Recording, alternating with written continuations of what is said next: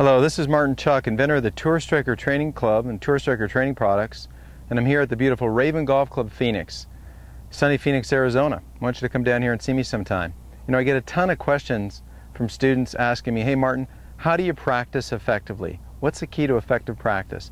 Well, I'm going to start off by saying it's great to block your practice. What I mean by that is segment your drills. You know, you see these little pyramids. I've got 3 pyramids of 5 golf balls right here. And I saw Luke Donald doing this and I thought it was really, really clever.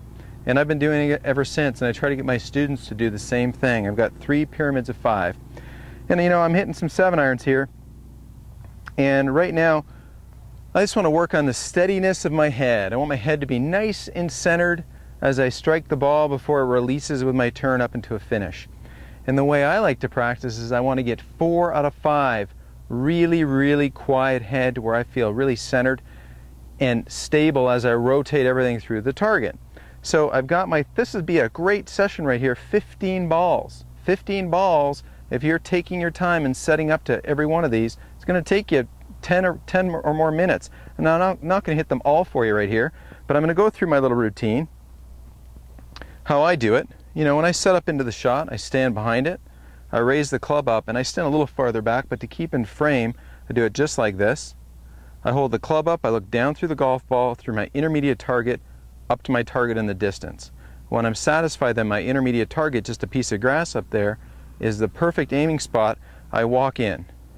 And I set my right foot on the imaginary ball line. Now I've got an aim stick down here to make sure I know where I'm going. When I practice, I pretty much use an aim stick all the time. So my right foot goes on the ball line, I set my club face and hands in position, I set my left foot across the ball line, and I kind of do a little waggle, a little shake to loosen up. When I'm comfortable, now I pull the trigger.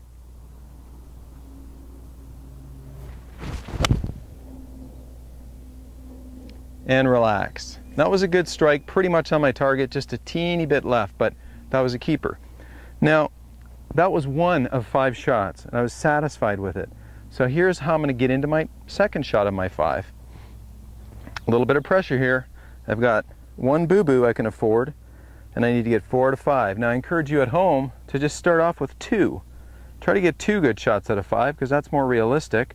I've got my spot, I walk in, I'm looking at my spot, I know the ball's in my periphery, set my right foot on the ball line, which is just a 90 degree to my target line, set my club face and hands, checking, checking, checking, left foot and right foot. Let's hit another little shot here. Peaceful head, that's what I'm working on.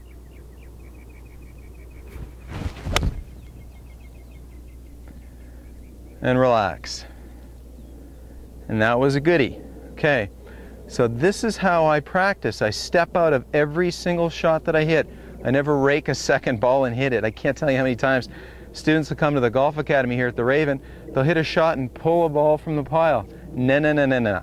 I always make them take their hands off and re-grip it, because usually, you know, they've had some kind of grip change, and once they get their hands on, they just want to keep them that way. And I joke and I say, you know, sometime you're going to have to eat dinner tonight or drive home. So you're going to have to take your hands off the golf club.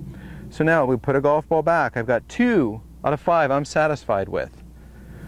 We're going to come back, and again, up goes the club, and again, I'll be back a few more yards from this, but for the purposes of staying in frame, I'm going to go ahead and find this is my Zorro technique right here. When the shaft is up, I'm eyeballing the target, through the shaft, intermediate target, target. This is business, people. This is when I'm going to war with the target right there. When this club comes down, I walk in. Normally I stop talking, but for the purposes of this tip for y'all, I'm going to talk to help you through it, what my thoughts are and how I go about striking a shot. So, but normally when I'm on the course, I can have a great time on the golf course for all the time it takes, but when I make my mind up and the club comes up, that's when I stop talking, and that's the next 12 to 15 seconds of business, okay? So, from this point forth, pick my spot, club comes down, I'm silent, walking into my routine.